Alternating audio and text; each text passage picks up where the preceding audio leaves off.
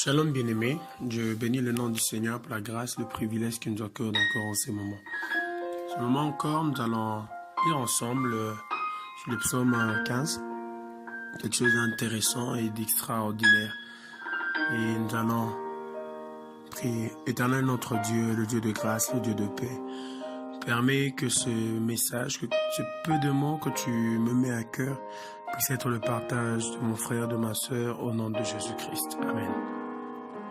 Nous allons lire ensemble dans les psaumes 15, les psaumes de David.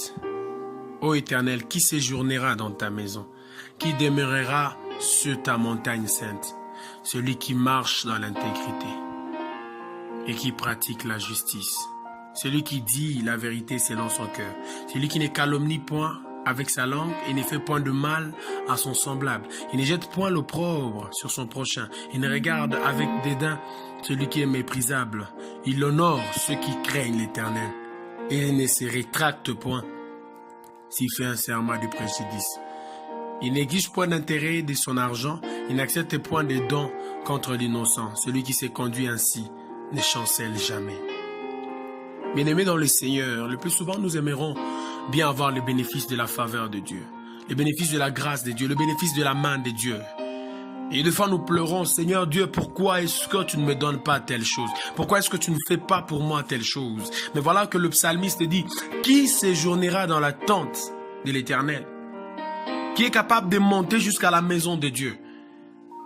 Qui est celui qui peut avoir les faveurs de l'Éternel? Si c'était cet homme qui est saint, qui est propre pour Dieu, qui est pur pour Dieu, qui est cet homme qui peut monter dans la maison de Dieu? Qui est cet homme? Nous demandons beaucoup à Dieu, mais nous lui donnons deux fois trop peu. Par moments, même la sainteté, même la vie de Dieu. Oui, deux fois, nous sommes dans beaucoup de choses à la fois. Le mensonge, le vol, la calomnie, l'hypocrisie, une vie double. Dieu nous appelle à une vie de sainteté car il est un Dieu saint. Il est un Dieu saint. Et un Dieu saint voudrait qu'on l'honore avec notre sainteté. Il veut qu'on l'honore avec ce que nous avons, avec ce que nous sommes. Dieu ne peut pas s'approcher de toi tant qu'il y a encore une souillure dans ta vie. Dieu ne peut pas t'accorder ce que ton cœur désire si ton cœur n'est pas en lui. Si ton cœur n'est pas en Dieu, n'attends pas que Dieu te donne de grandes choses. Si ton cœur n'est pas en Dieu, n'attends pas que Dieu se révèle à toi. Si ton cœur n'est pas à Dieu, n'attends pas que Dieu puisse te bénir. C'est difficile, c'est pénible, mais c'est la première chose que tu dois faire, c'est de chercher Dieu, te repentir, afin que Dieu t'accorde le privilège de sa faveur, de sa grâce. La bonté de Dieu ne se vend pas, elle ne s'achète pas. La bonté de Dieu, entre guillemets, elle se mérite. Il est vrai qu'on ne peut pas le mériter. Ce n'est pas notre marche qui motive la bonté de Dieu. La Bible dit, dans le livre de Lévitique 20, le verset 26, « Vous serez saints pour moi, car je suis saint, moi l'Éternel. Je vous ai séparés des peuples avant que vous soyez à moi. » La nature de la divinité de Dieu fait que tous ceux qui lui appartiennent sont des dieux. La Bible dit qu'il nous a rachetés, c'est-à-dire qu'il nous a sortis du monde, c'est-à-dire qu'il nous a sortis du péché, c'est-à-dire qu'il nous a sortis de nos coutumes, de nos cultures, c'est-à-dire qu'il nous a tirés de quelque part afin de nous apprendre à vivre comme lui. Avez-vous déjà vu un chat qui met au monde un lapin? Si nous sommes nés de Dieu, c'est-à-dire que nous sommes Dieu, en fait nous avons la nature de Dieu. Ainsi si Dieu est saint, nous sommes aussi saints. Ainsi, si Dieu est pur, nous sommes aussi purs. Ainsi, si Dieu marche dans la puissance, nous sommes aussi puissants. Le problème, c'est qu'aujourd'hui, nous vivons dans la calomnie. Aujourd'hui, nous vivons dans la haine. Aujourd'hui, nous vivons dans le péché. Et les hommes crient à Dieu, Seigneur, pourquoi m'as-tu oublié? Non, ce n'est pas Dieu qui t'a oublié, mais c'est toi qui as oublié Dieu. Le livre de 1 Corinthiens 13 nous dit beaucoup de choses. Il me dit, dans 1 Corinthiens 13, quand je parlerai les langues des hommes et des anges, si je n'ai pas la charité, je suis un airain qui résonne ou une cymbale qui retentit. Et quand j'aurai le don de prophétie, la science de tous les mystères, et toute la connaissance, quand j'aurai même toute la foi jusqu'à transporter des montagnes, si je n'ai pas la charité, je ne suis rien. Et quand je distribuerai tous mes biens pour la nourriture des pauvres, quand je livrerai même mon corps pour être brûlé, si je n'ai pas la charité, cela ne sert à rien. La charité est patiente. Elle est pleine de bonté. L'amour n'est point envieuse. L'amour ne se vante pas. L'amour ne s'enfle point d'orgueil. Elle ne fait rien de malhonnête. Elle ne cherche point son intérêt. Elle ne s'irrite point. Elle ne soupçonne point le mal. Aujourd'hui, nous soupçonnons le mal à tout moment. Nous cherchons à tout moment nos intérêts. Nous sommes malhonnêtes à tout instant. Nous ne cherchons pas l'intérêt de Dieu. Nous nous tournons tout le temps vers nous-mêmes, vers nos besoins, vers nos problèmes. Et Dieu, personne n'y prend garde. Lorsque Dieu te demande la sainteté, tu trouves qu'il te demande beaucoup. Lorsque Dieu te demande de te consacrer, tu trouves qu'il te demande beaucoup. Dieu te demande de méditer la parole, tu trouves qu'il te demande beaucoup. La Bible dit dans le verset 11, dans le verset 7, l'amour excuse tout, elle croit tout, elle espère tout, elle supporte tout. Aujourd'hui, nous ne supportons pas les amis, nous ne supportons pas les frères. Dans les assemblées, c'est difficile, c'est pénible. Il est comme ceci, il est comme cela. Frère, lorsque Christ nous a aimés, il ne nous a pas aimés lorsque nous étions parfaits. Il ne nous a pas aimés lorsque nous étions excellents. La Bible dit, nous connaissons son amour. On sait que lorsque nous étions pécheurs, Christ est mort pour nous. Les conditions pour être, nous ne les avions pas. Mais Christ nous a aimés. Voilà pourquoi nous avons, nous, la responsabilité d'aimer Christ. La responsabilité de l'adorer, de l'élever et d'être saint pour lui. Tant que notre amour n'a pas encore atteint le modèle parfait, le modèle de Christ, nous ne pourrons pas être en mesure d'exprimer notre divinité. Et qui dira qu'il aime Dieu, qu'il manifeste par ses œuvres? Alléluia. Il n'est pas facile. Il n'est pas facile de faire preuve de l'amour qu'on a reçu de Dieu. Mais nous demandons beaucoup à Dieu. Par moments, nous lui disons de nous donner plus que ce que nous lui donnons. Et nous pleurons. Seigneur, aide-nous. Seigneur, soutiens-nous. Seigneur, tiens-moi par la main. Seigneur, tu m'as oublié. Seigneur, ça fait beaucoup de temps depuis que je passe par telle situation. Mais écoute-moi, frère. Le Seigneur n'est pas traumatisé par les situations par lesquelles tu passes. Ces situations-là ne lui font rien. Répands-toi seulement, change ta vie. Change ta vie, ne sois pas rebelle envers l'Éternel. Regarde dans ta vie ce qui va et ce qui ne va pas. Dans une maison, il peut y avoir deux enfants. Un enfant arrogant, un enfant impoli, un enfant qui ne respecte pas le parent, un enfant aussi qui respecte les parents. Mais observez une chose, le plus souvent le privilège des bonnes choses, c'est pour l'enfant qui honore Dieu, qui honore ses parents. Nous ne demandons beaucoup à Dieu. Seigneur, je veux ceci. Seigneur, je veux cela. Certaines personnes commencent leur prière le matin déjà avec des requêtes. Frère, non. Dieu, ce n'est pas une banque où tu as déposé l'argent que tu vas aller retirer. Dieu, ce n'est pas un cordonnier chez qui tu as laissé une chaussure que tu vas aller reprendre. Non, Dieu est notre Père. Christ a dit, notre Père qui est aux cieux. Nous ne commençons pas par lui dire de nous donner aujourd'hui notre pain quotidien. Non, nous commençons par lui dire que ton nom soit sanctifié. C'est-à-dire que ton nom soit reconnu pour saint. Que je sois moi-même, ton fils, reconnu pour fils d'un saint. Et qu'on les reconnaisse par mes œuvres. La Bible dit, on les reconnaîtra par leurs fruits. Dans ta marche, dans ton témoignage, dans tes études, dans ton travail, dans le management, partout où tu vas, dans le leadership que tu manifestes, est-ce que tu manifestes de la sainteté ou tu manifestes de la cruauté, de la saleté et de l'impureté?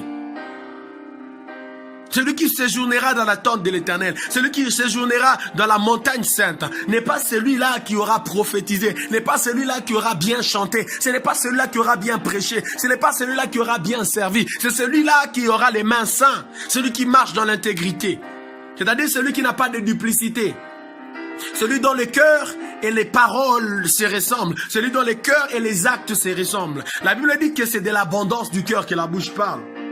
Lorsque c'est des insultes qui sortent de ta bouche constamment, disons que ton cœur est plein d'insultes. Lorsque c'est de la haine, de la rancune qui sortent constamment de ta bouche, alors disons que c'est de la rancune et de la haine qui est pleine dans ton cœur. Pas plus, pas moins. Nous demandons à Dieu de nous faire grâce. Seigneur, touche-moi. Seigneur, touche ma famille. Et toi, arrives-tu à toucher le pan de la robe de Christ? Seigneur, je veux être visité. Quels sont les efforts que tu fais pour arrêter le péché qui te hante tous les jours? Tous les jours, tu fais la même chose. Tous les jours, tu penses à Dieu. Tu dis, Seigneur, j'aimerais m'en sortir. Mais tu ne t'en sors pas. Agenouille-toi et dis à Dieu, Seigneur, je veux ta faveur.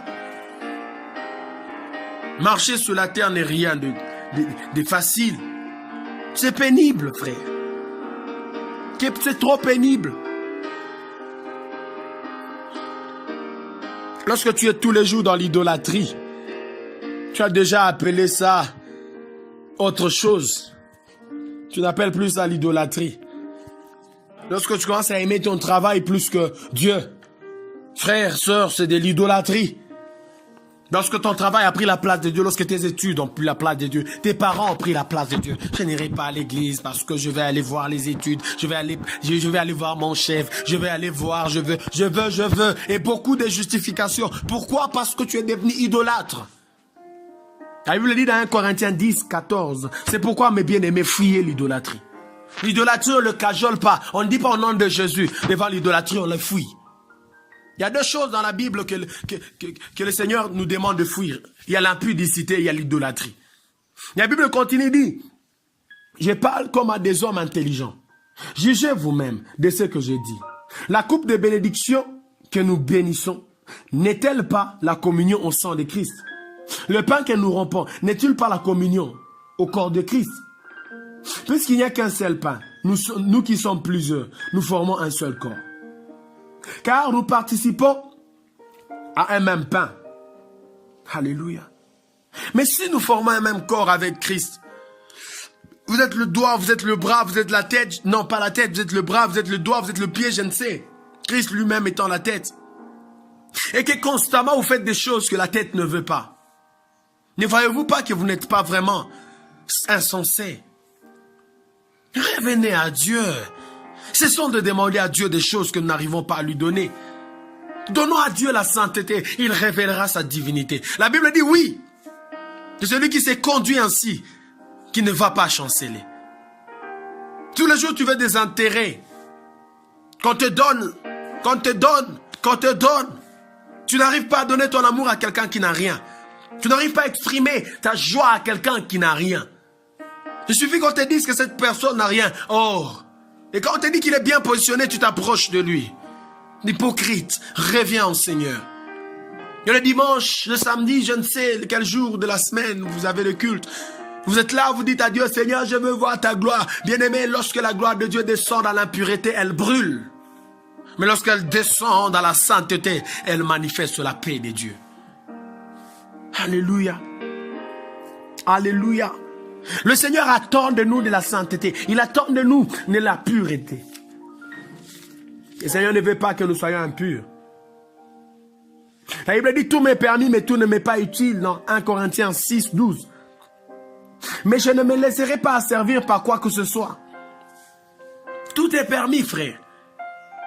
C'est te permis de boire si tu veux. Mais est-ce que c'est utile? En quoi ça t'avantage? Est-ce que ça t'édifie? Ce n'est pas utile. Qu'est-ce qui t'arrive lorsque tu ne le fais pas? Et puis avec toutes les conséquences de l'alcool, avec tout ce que tu as en cours, répands-toi, frère. Le Seigneur voit au cœur. Mais tout ce que tu ramènes dans ton cœur passe par la bouche, passe par les oreilles, passe par les yeux. Attention, revenons au Seigneur, car les temps sont mauvais. Les temps sont tels que ceux-là qui se sanctifient encore, ceux-là qui sont dans le péché, péchez encore. Mais sachez qu'il y a un jugement. Oui, que vous n'échapperez pas, car le Seigneur revient. Il revient bientôt. Que ceux-là qui étaient loin reviennent au Seigneur. Que ceux-là qui étaient égarés reviennent au Seigneur. La vie des débauches ne te sauvera pas. Tu passes de femme en femme et tu te dis, je suis un homme grand, je suis un homme puissant. Dans tes pensées, c'est de l'impudicité, c'est de l'idolâtrie, tout le temps la haine. La Bible dit dans le verset 18 du chapitre 6 de Corinthiens, 1 Corinthiens, fuyez l'impudicité. Quelque péché qu'un homme commette, ce péché est hors du corps. Mais celui qui se livre à l'impudicité pêche contre son corps. Et la Bible dit, votre corps est le temple du Saint-Esprit, qui est en Dieu et qui vous avez reçu de Dieu. Et que vous n'appartenez pas à vous-même. Alléluia. On ne s'appartient pas à nous-mêmes. Des gens se vantent. Je couchais avec 20 femmes. J'en connais 10. Et les jeunes aujourd'hui, on les appelle des fous. Oh non, je ne peux pas être avec une femme sans pour autant coucher avec lui. Mensonge.